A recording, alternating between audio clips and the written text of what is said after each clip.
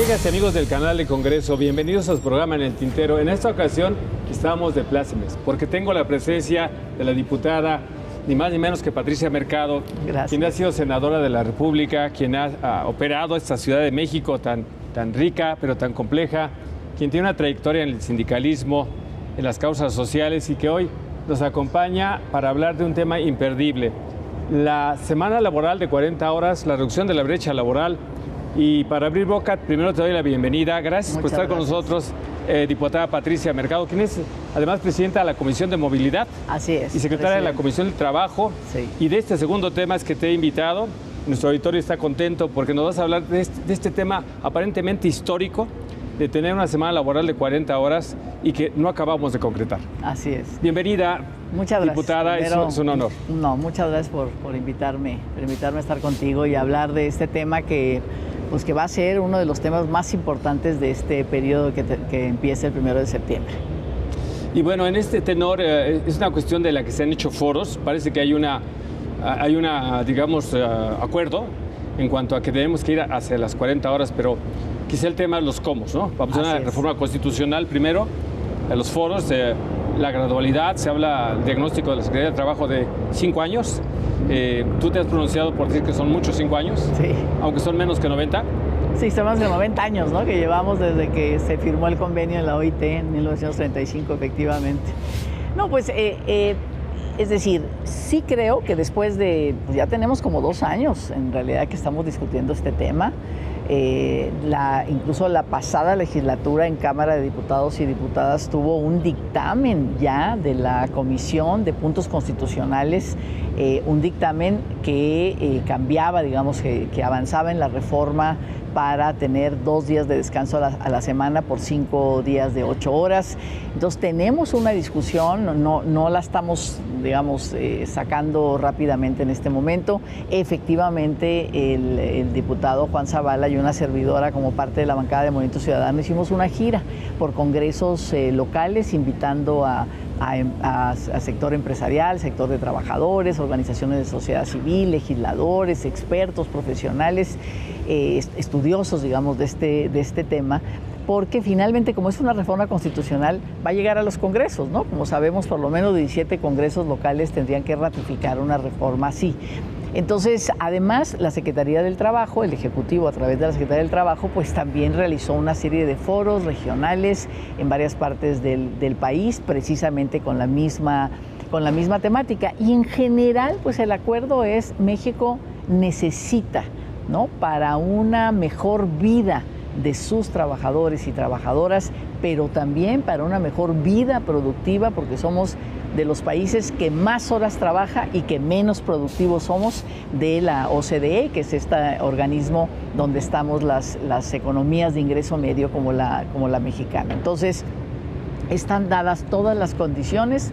La presidenta ya se pronunció, digamos, a favor de que tenemos que acordar la disminución de la jornada. La Secretaría del Trabajo hizo sus foros. Nosotros en el Congreso de la Unión tenemos ya una comisión, ¿no? También la comisión de Trabajo y la Comisión de Puntos Constitucionales, que ya tiene distintas iniciativas. O sea, qué bueno que venga la del Ejecutivo, ¿no? Porque así pues nos encontramos en la pluralidad, ¿no?, que nos caracteriza en este país y en el Congreso. Pues ya hay diferentes propuestas. Está como la mesa puesta y efectivamente, como tú comentabas, no es tanto si reducimos o no la jornada, sino cuándo la reducimos, cómo la reducimos, si hacemos una prueba piloto o no, si las empresas más pequeñas pues vemos algún tipo, digamos, de gradualidad especial, si no lo vemos, si 1 año, si 2 años, si 5.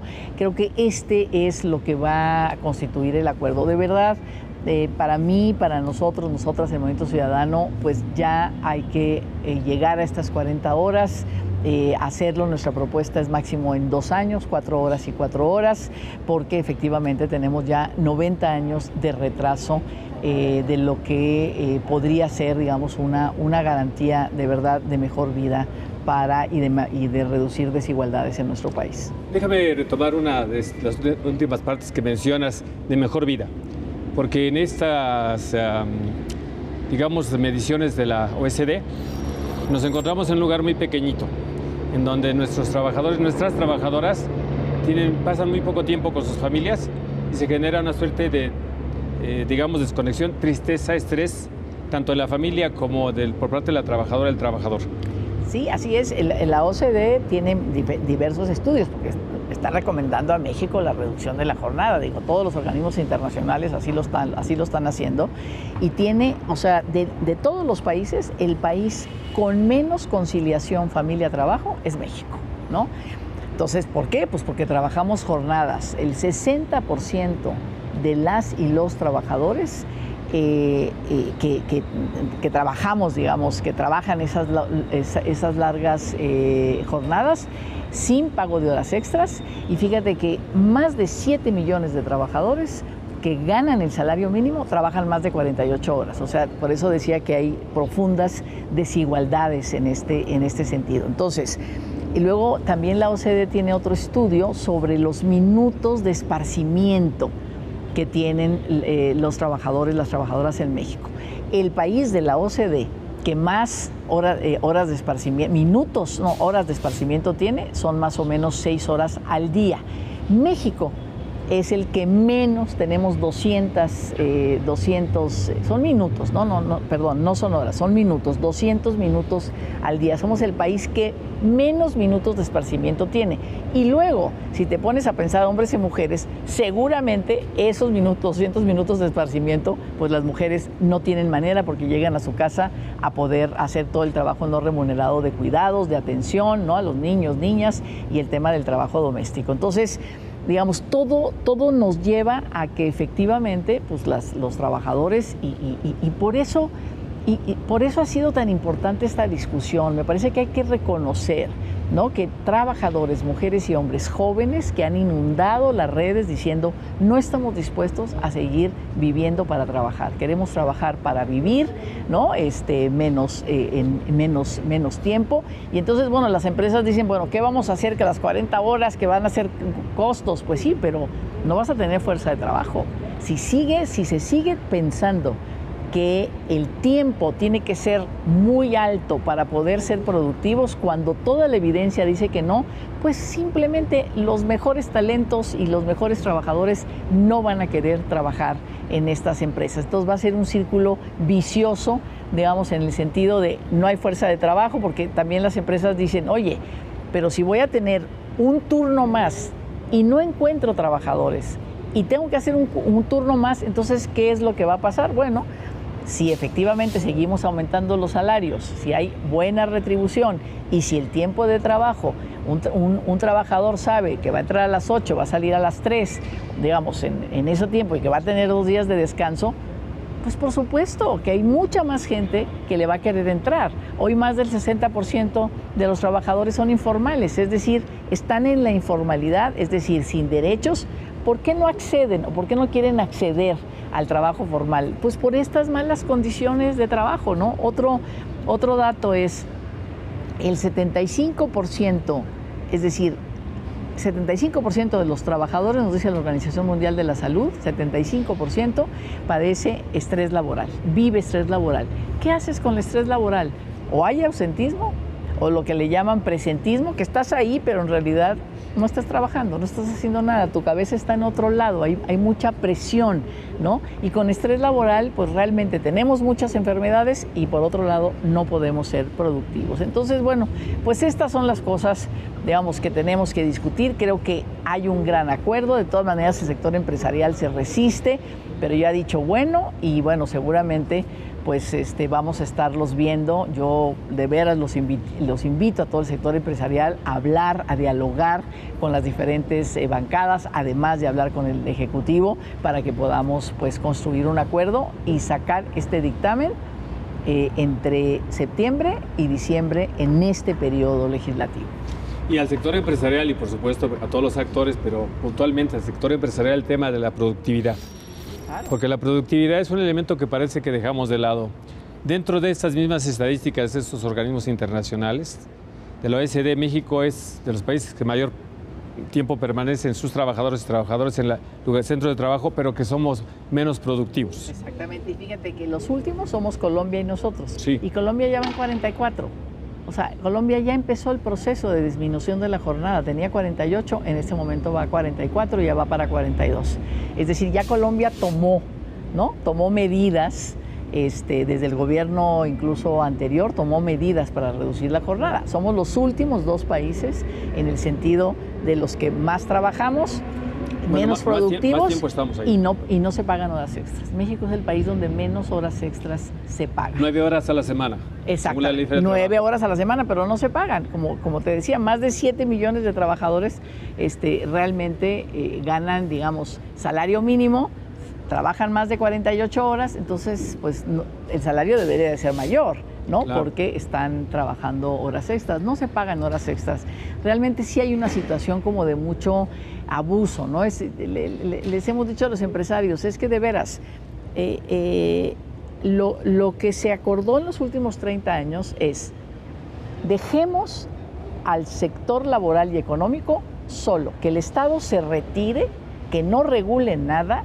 Es más, tope al aumento salarial y los salarios mínimos, y va a haber generación de riqueza, y esa generación de riqueza va a derramar a los trabajadores. Diputada Patricia Mercado, te voy a pedir un favor. Sí. Porque ese tema es necesario verlo con mayor calma, y los tiempos de la televisión nos dicen que vayamos a una pausa. ¿Te parece si lo pausamos y regresamos por su importancia? No. Amigas y amigos, vamos a un corte, los esperamos. Estén con nosotros, esto se va a poner mejor.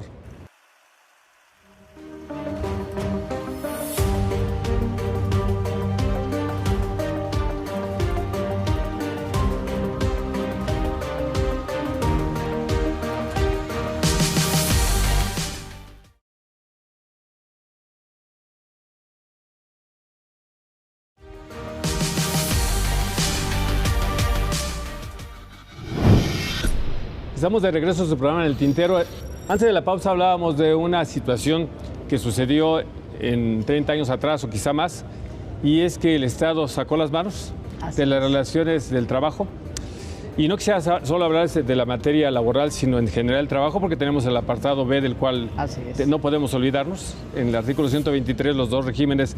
Y ahora el Estado debe retomar, diputada Patricia Mercado, tiene que cambiar su papel. ¿Cuál sería... ¿Cuál fue, lo decías, te interrumpí, cuál debía de ser? No, o sea, lo que fue es esta idea de dejémoslo, va a haber crecimiento económico, y en ese crecimiento económico va a haber riqueza, esa riqueza va a derramar, digamos, para producir o reducir la desigualdad, y no sucedió, ¿no? Llegamos a este momento después de décadas de haber pensado en otro tipo de camino, con un trabajo absolutamente precarizado. Es decir, trabajar no nos acaba de pobres, ¿no? Ahora tenemos el dato de la reducción de la pobreza, y realmente hay un gran consenso que gran parte de esa reducción de la pobreza tiene que ver con salarios, porque el 65% más de las personas vivimos de nuestro salario, ¿no? Eso nos dice el estudio y los datos del INEGI. Entonces, decía, eso fue lo que pensamos, no sucedió. La exclusión de todas las personas con discapacidad, por supuesto mujeres, ¿no? Más en la informalidad, personas de la diversidad sexual, personas indígenas, ¿no? Excluidas. Nosotros les decimos ahora no, porque estamos haciendo también legislación de por lo menos que el 5% de la planta productiva de empresas mayores de 20 trabajadores deben de contratar a personas con discapacidad, o deben de contratar a personas adultas mayores de 60 años. Y nos dicen, no, déjanos a nosotros hacer eso, no me pongas cuota. Le decimos, está muy bien, pero durante 30 años no lo hicieron.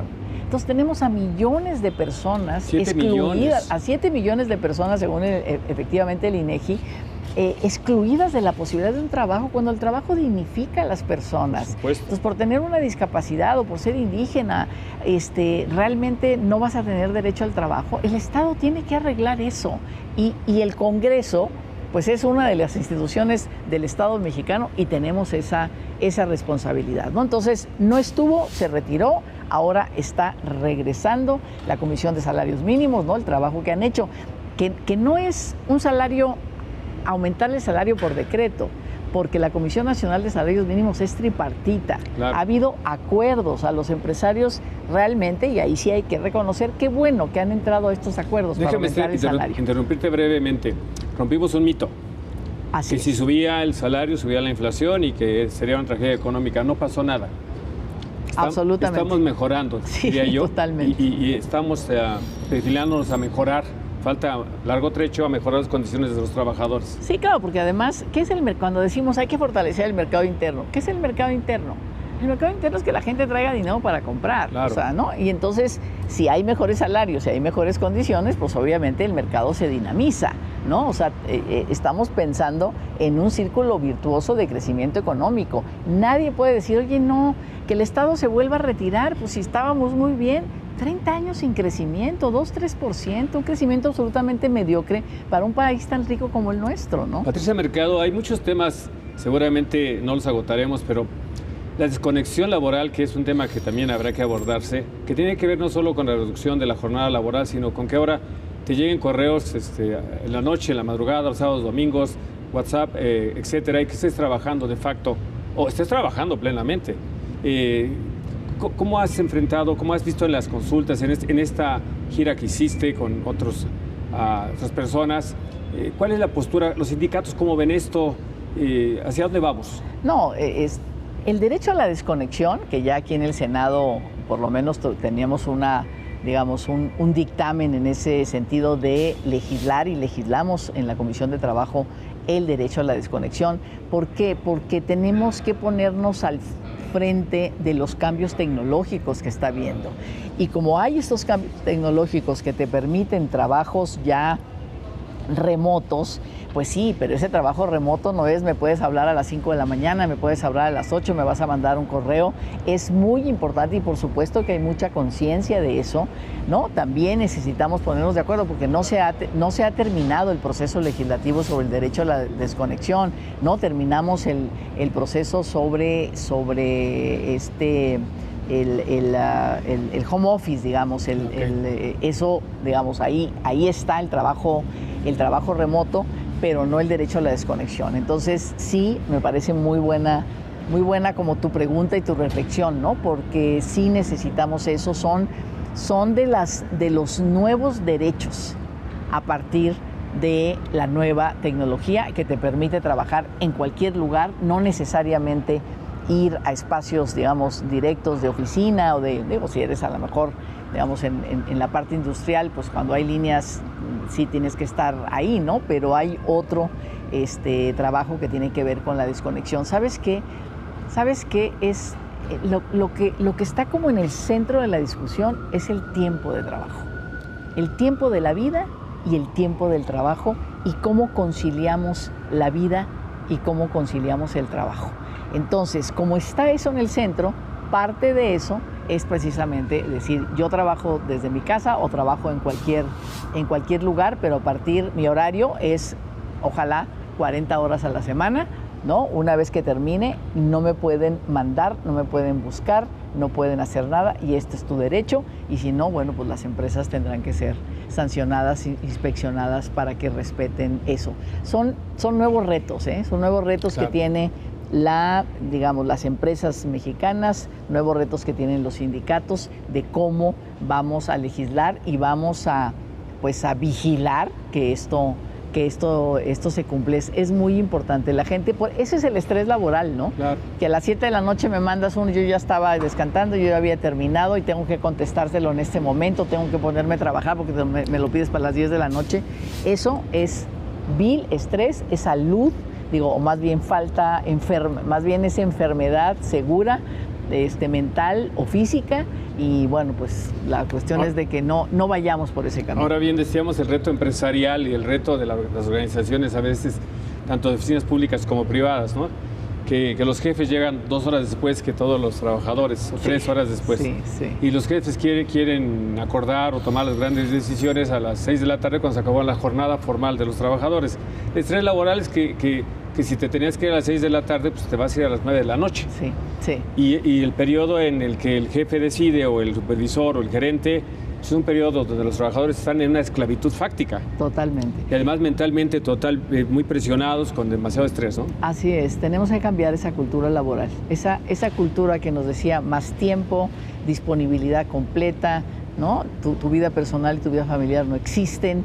Todo eso tenemos que terminarlo en este momento porque digamos, personas como nosotras no estamos dispuestas, pero las nuevas generaciones menos. O sea, no están dispuestas a vivir de esa manera el trabajo, y además ya tenemos también otra agenda, ¿no? Que también podríamos hablar otro día, que es la agenda de una distribución distinta de los trabajos de cuidados. Entonces también ahí, claro, por ejemplo, las licencias de paternidad, que aquí en el Senado, y también en la Cámara de Diputados primero y aquí en el Senado avanzamos para que sean por lo menos 30 días que los hombres estén cuando nacen sus criaturas, que tengan esas licencias. Hoy nada más tienen 5 días, ¿no? Que no hemos terminado tampoco de hacerlo. Entonces estamos transformando. Esas son las verdaderas como discusiones para que realmente México sea un país más igual, un país más productivo, ¿no? Un país de bienestar, digamos, para su gente. El tema de los tiempos,